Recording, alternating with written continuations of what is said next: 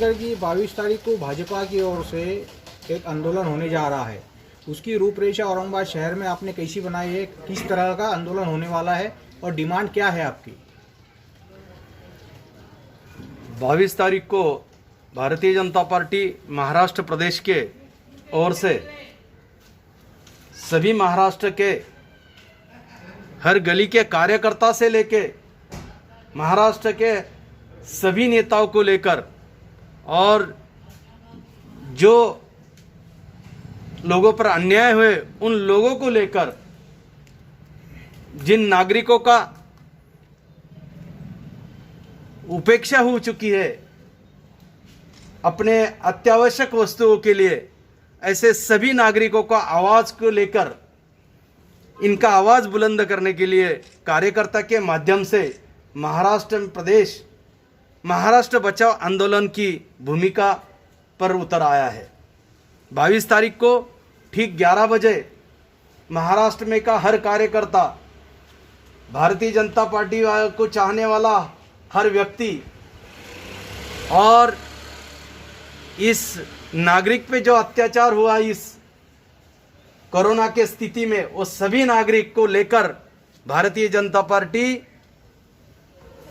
काले कपड़े पहनकर, काले मास्क लगाकर, काले झंडे दिखाकर और सरकार के विरुद्ध के घोषणाएं देकर अपना सरकार अभी के कोरोना का जो भी नियम है परिस्थिति के, सोशल डिस्टेंस रखकर सभी नियमों को पकड़कर आंदोलन करने वाले हैं। और घर के सामने, अपने रास्ते पर, घर के सामने आंगन में ये आंदोलन होने वाला है।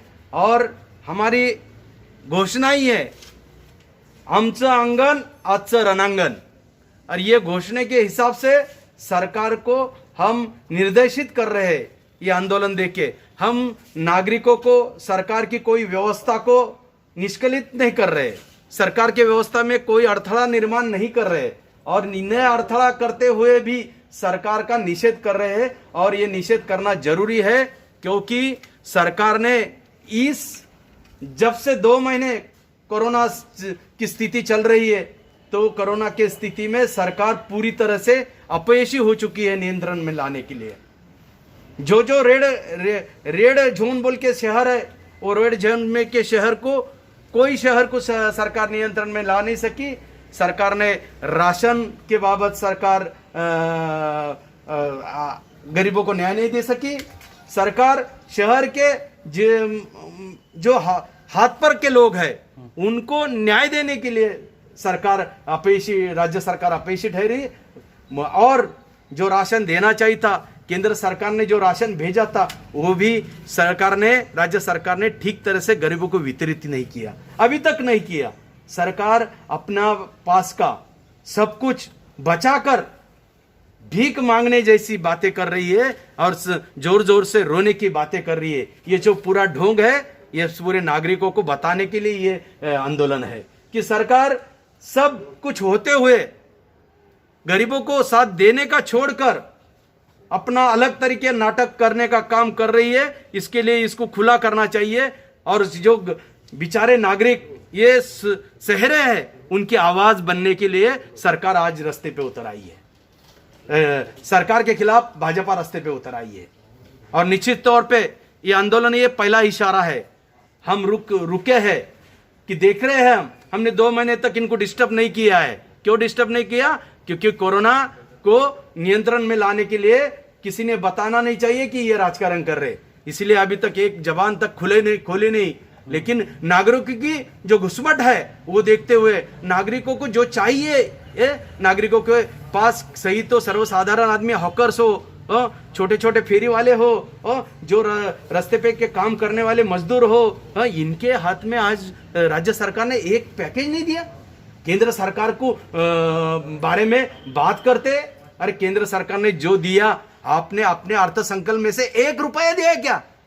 1600 कोटी रुपए के तुम टेंडर निकालते रोड के, और इधर आरोग्य के लिए पैसा नहीं है, राशन के लिए पैसा नहीं है, ये बातें ये राज्य सरकार ने ये पूरा महाराष्ट्र को बेचिराग करने का चालू है, क्योंकि ये बैठी ही थी, ये सरकार आई उसी के लिए कि लूटो और बांटो।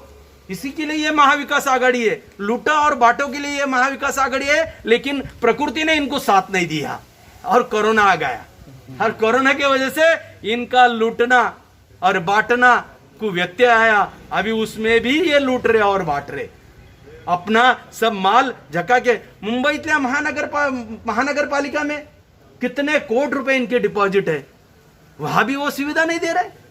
ये लांछनास्पद बात है। ये नागरिकों का जो आवाज है वो बुलंद करने के लिए और नागरिकों का संरक्षण करने के लिए भाजपा सदैव तत्पर। भाजपा संभाजीनगर ये नारा ये संभाजीनगर में लेके हम काम कर रहे हैं। महाराष्ट्र का आंदोलन, ये सरकार जितनी नाकाब हुई है, प्रशासन डरा हुआ है ये सरकार से।